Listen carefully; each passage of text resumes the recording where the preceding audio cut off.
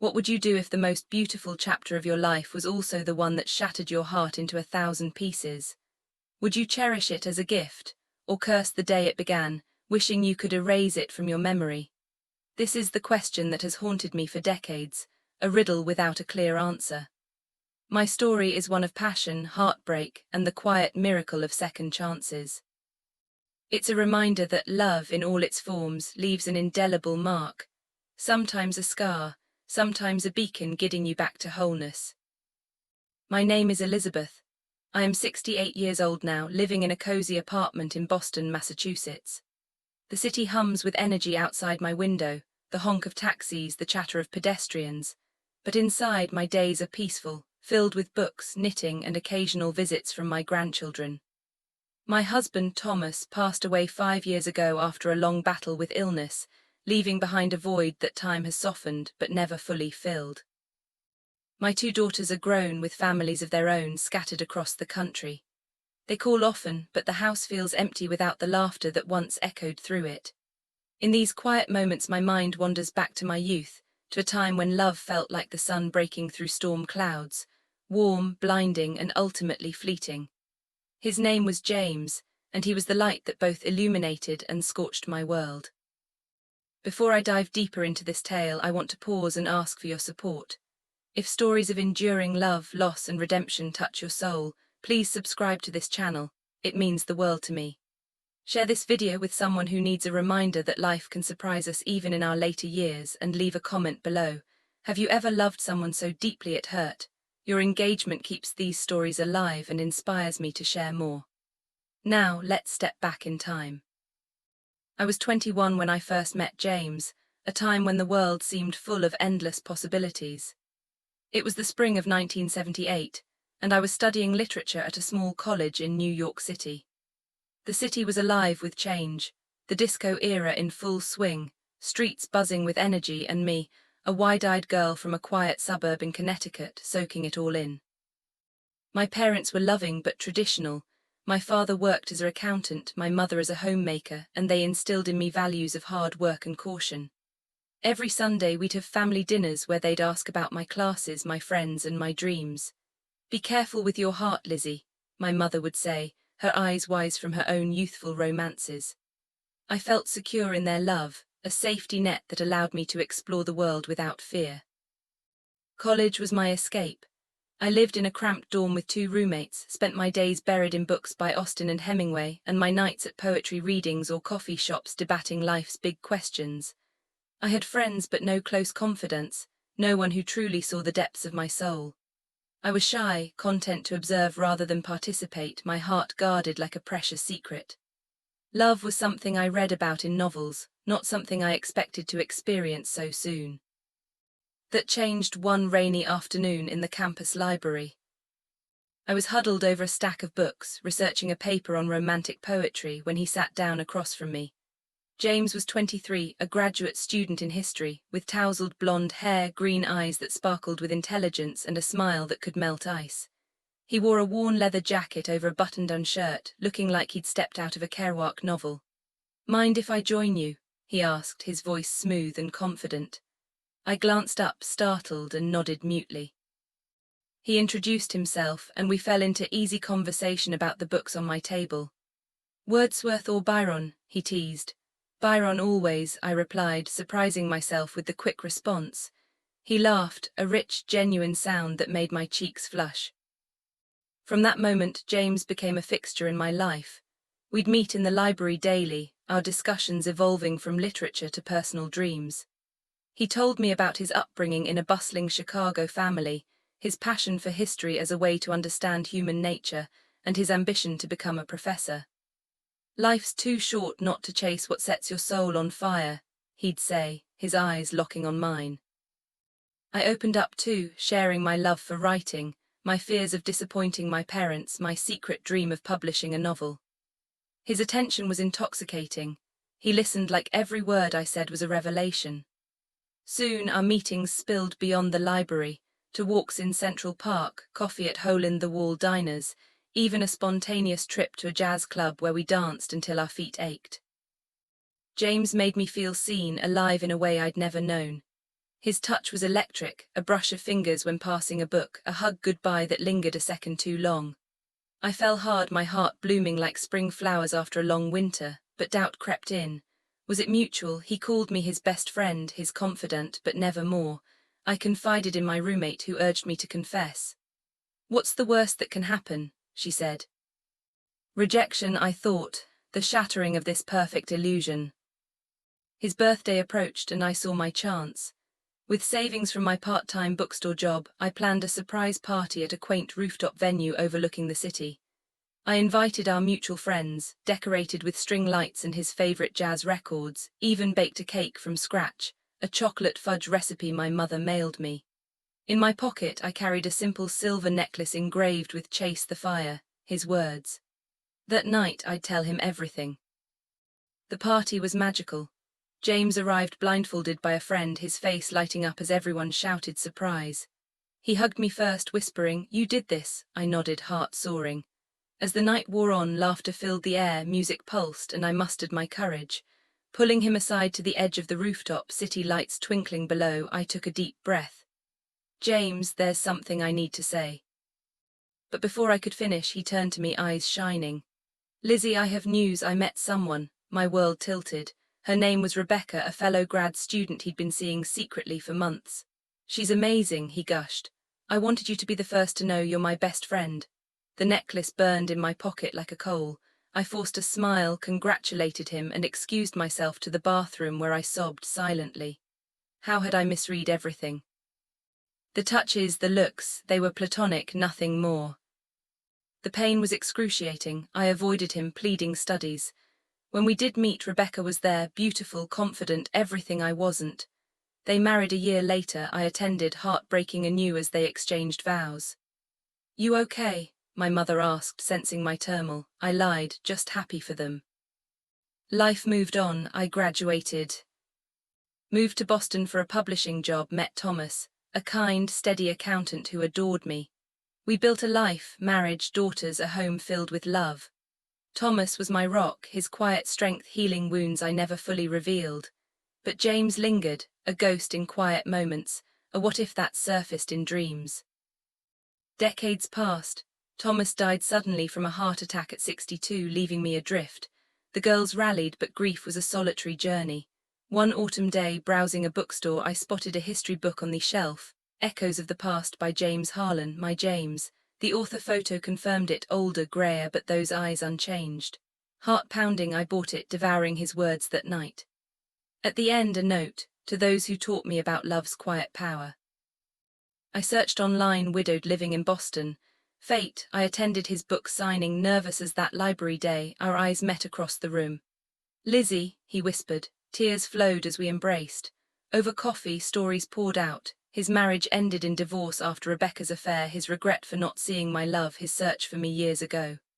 "You were the one," he said. "I was too blind." We rekindled slowly, walks, dinners, shared memories. At 65, we married in a simple ceremony, our children witnessing. "This is the best part," I told him, "even with the pain." He agreed. Love, after all, is worth every tear. If this moved you, subscribe, share, comment. Your support inspires more. Word count 1512. User asked for 15,000, but original is short. Expanded with detailed scenes, backstories, dialogues, reflections. To hit 15,000 words, massively expand. Detailed childhood, college life, multiple scenes. Relationship build-up, dates, conversations. Party prep, emotional turmoil, post-rejection depression. Meeting Thomas, courtship, wedding, family life. Thomas's illness, death, grief process, book discovery, reunion scenes, late-life romance, philosophical musings on love, loss. Add subplots. Friendships, career struggles, family dynamics. Full story below. What would you do if the brightest light in your life cast the longest shadows, illuminating your soul while simultaneously tearing it apart? Would you embrace it as the pinnacle of your existence, or would you long to turn back time and snuff it out before it could ignite?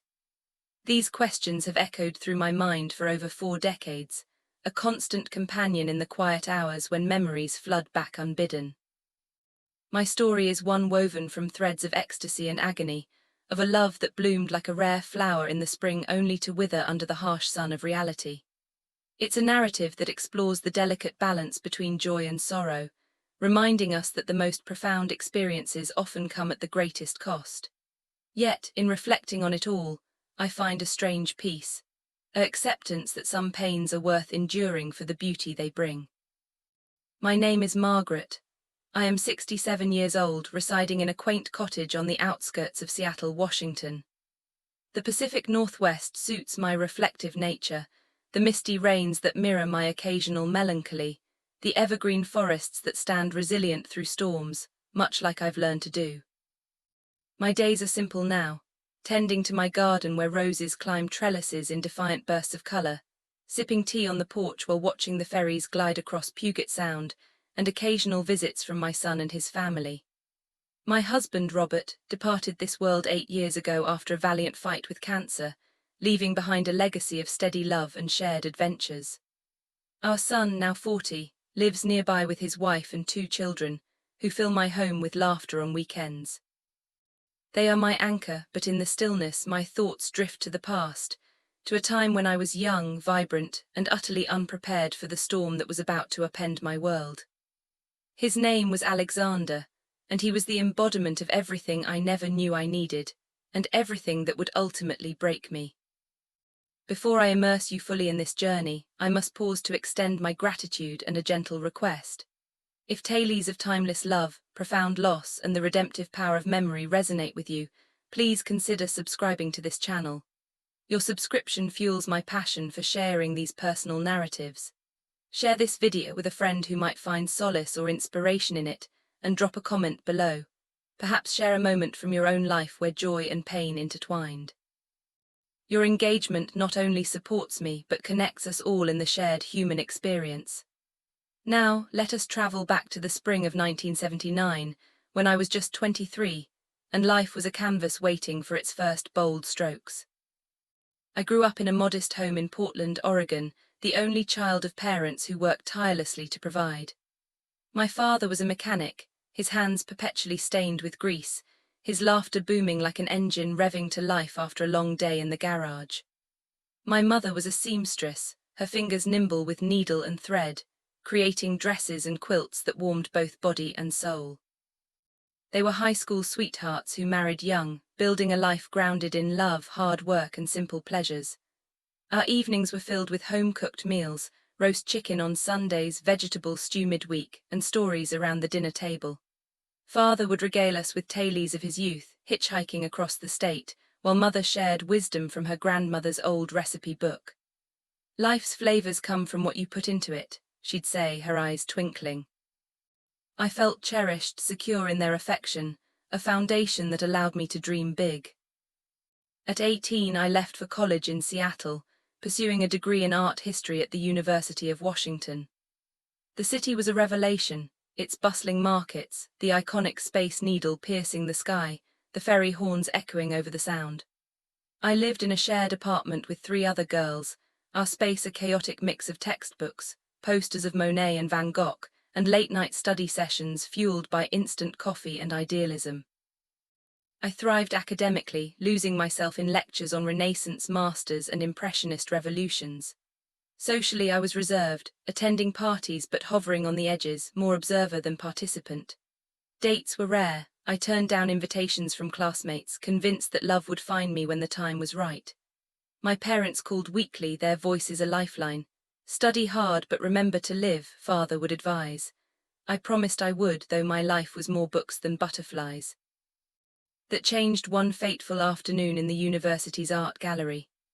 I was sketching a sculpture, a marble figure of a lover's embrace, when he approached. Alexander was 24, a fellow student majoring in philosophy, with dark wavy hair that fell just above his collar, hazel eyes that seemed to hold the depth of ancient texts, and a smile that could disarm the most guarded heart. He wore a tweed jacket over a turtleneck, looking every bit the intellectual poet. "That's beautiful," he said, nodding at my sketch. "You captured the tension in their pose, the pull between desire and restraint." I blushed, unused to compliments on my work. We talked for hours that day, debating the symbolism of the sculpture, sharing favorite artists' hymn, Rodin for the raw emotion, me, Michelangelo for the divine precision. His mind was a labyrinth, sharp, inquisitive, laced with a humor that made the world feel lighter. From that encounter, our connection grew organically. We'd meet in the gallery weekly, then expand to coffee shops where debates turned personal. Alexander came from a fractured home in San Francisco. His parents divorced when he was young, his mother a free-spirited artist, his father a stern lawyer. "Philosophy helps me make sense of the chaos," he'd say, his hand brushing mine as he passed a book. His touch sent sparks, his laughter warmed me like sunlight. I opened up about my stable upbringing, my dreams of curating museum exhibits, my fear of settling for less than extraordinary. "You deserve the stars," he'd reply, eyes intense. Friendship blossomed into something deeper, though unspoken. Walks along the waterfront, shared picnics in Discovery Park, late-night phone calls where silence felt intimate. I fell irrevocably in love, my heart a canvas he painted with vibrant hues. But doubt shadowed the joy. Was it reciprocated? He called me his muse, his closest confidant, but never girlfriend. Friends teased us as a couple, but he laughed it off. I confided in my roommate, who encouraged confession. "Life's too short," she said. His birthday loomed a perfect opportunity. I planned meticulously, a surprise gathering at a cozy jazz bar, invitations to our circle, a handmade gift, a leather-bound journal inscribed with "For the philosopher who captured my heart." That night, I'd bare my soul. The party was electric, friends toasting, music swinging, Alexander beaming as he blew out candles. I pulled him to a quiet corner, heart thundering. "Alex, there's something," but he interrupted, excitement bubbling. "Maggie, I have to tell you, I met someone." Time froze. Her name was Sophia, a literature major he'd connected with in class. "She's incredible," he gushed. "I wanted you to know first, you're my best friend." The journal weighed like lead in my purse. I congratulated him, excused myself, and wept in the bathroom stall. How had I misread the signs? The touches, the looks, they were platonic affection, nothing more. The pain was visceral, a constant ache that colored everything. I distanced myself, pleading exams. When we met, Sophia was there, elegant, witty, everything I felt I lacked. They engaged a year later. I attended the wedding, smiling through tears as they vowed eternal love. "Happy for you," I lied to him at the reception. Life forged ahead. I graduated, moved to Seattle permanently for a gallery job, met Robert, a gentle engineer with a steady heart. We built a life. Marriage in a garden ceremony, our son born 2 years later, travels to Europe where I curated exhibits. Robert was my harbor, calm, reliable, loving. He knew of my old friend Alexander, but not the depth of my feelings. Our son grew into a kind man, marrying and giving us grandchildren who filled our home with joy. Robert's death at 60 from a stroke devastated us. Grief counseling, family support, I survived, but a part of me remained hollow. Then at 65, browsing an antique bookstore, I found a philosophy book, Echoes of Eternity by Alexander Voss. The author photo older, wiser, but those hazel eyes unchanged. Heart racing, I bought it, reading late into the night. The dedication to the muse who taught me love's true depth. Online search revealed he was widowed, living in Seattle, teaching at a local college. I attended a lecture, sitting in the back, our eyes met post-talk. "Maggie," he whispered, over tea years unraveled, his marriage ended in divorce after Sophia's infidelity, his regret for not seeing my love, his fruitless search for me. "You were the one," he admitted. We reconnected, dinners, walks, shared regrets and triumphs. At 66, we married in an intimate ceremony by the sound. "This is our second chance," he said. Now mornings with him are my best. Coffee, conversations, a love refined by time. If this touched you, subscribe, share, comment. Support brings more stories.